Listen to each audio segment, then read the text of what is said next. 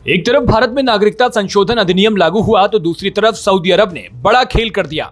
Saudi अरब Islamic country है, लेकिन अपनी कट्टर छवि सुधारने के लिए सऊदी अरब नए नए फैसले लेता है जो पाकिस्तान और कट्टर इस्लामिक देशों के भी होश उड़ा देता है।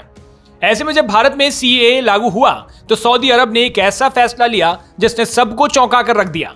बता दें कि भारत में नागरिकता संशोधन अधिनियम लागू हो गया है, जिसके तहत अब 3 पड़ोसी देशों यानी पाकिस्तान, बांग्लादेश और अफगानिस्तान से आए गैर मुस्लिम शरणार्थियों, जिनमें हिंदू, सिख, बौद्ध, जैन, पारसी और ईसाई को भारतीय नागरिकता मिलने का रास्ता साफ हो गया है। वहीं मुस्लिम समुदाय को इसके दायरे से बाहर रखा गया है, जिसके कारण उन्हें लगता है कि इनके साथ भेदभाव किया जा रहा है। लेकिन सरकार ने इसके पीछे का तर्क भी दिया है। सरकार का कहना है कि इन तीनों देशों में मुस्लिम समुदाय बहुसंख्यक में आता है, जबकि सीएए के दायरे में लाए गए 6 गैर मुस्लिम समुदाय वहां अल्पसंख्यक में गिने जाते हैं, जिसके चलते इधर भारत में सीएए लागू हुआ। उधर रमजान से पहले सऊदी अरब में अवैध रूप से रह रहे लोगों की गिरफ्तारियां भी शुरू हो गई। जानकारी मिली है कि 23,000 से ज्यादा लोगों को सऊदी अरब में गिरफ्तार कर लिया गया है। वहीं देश के आंतरिक मंत्रालय ने बताया कि 59,721 लोग सऊदी अरब में घुसपैठ करके निवास कर रहे हैं। इनमें से 2,340 लोगों को गिरफ्तार किया गया है। इस अभियान में 4,690 महिलाओं को भी पकड़ा गया है।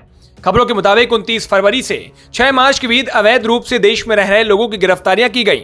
आंतरिक मंत्रालय के मुताबिक देश के रेजिडेंस सिस्टम के 12,951 और सीमा सुरक्षा नियमों के 6,592 और श्रम कानूनों का नियम तोड़ने वाले 3,497 लोग शामिल हैं। इसके अलावा 2021 में कुल 19,812 घुसपैठियों की गिरफ्तारी की गई थी।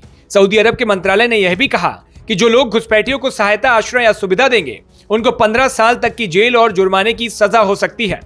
बताया जा रहा है कि इन घुसपैठियों में ज्यादातर ऐसे लोग हैं जिनके वीजा एक्सपायर हो चुके हैं, उसके बावजूद यह देश में रह रहे हैं।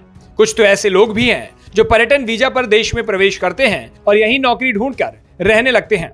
जानकारी के लिए बता दें कि सऊदी अरब ने इतना ही नहीं, चंदे पर भी नया फैसला जारी किया है। इस्लाम धर्म के 5 स्तंभों में रोजा, जकात, हज, नमाज और शहादत शामिल है। रमजान के महीने में अधिकतर मुस्लिम जकात निकालते हैं, यानी चंदा देते हैं।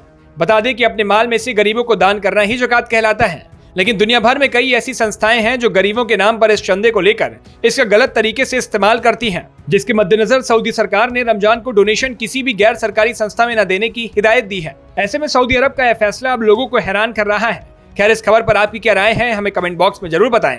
देश और दुनिया की तमाम खबरों के लिए देखते रहिए भारत एक्सप्रेस।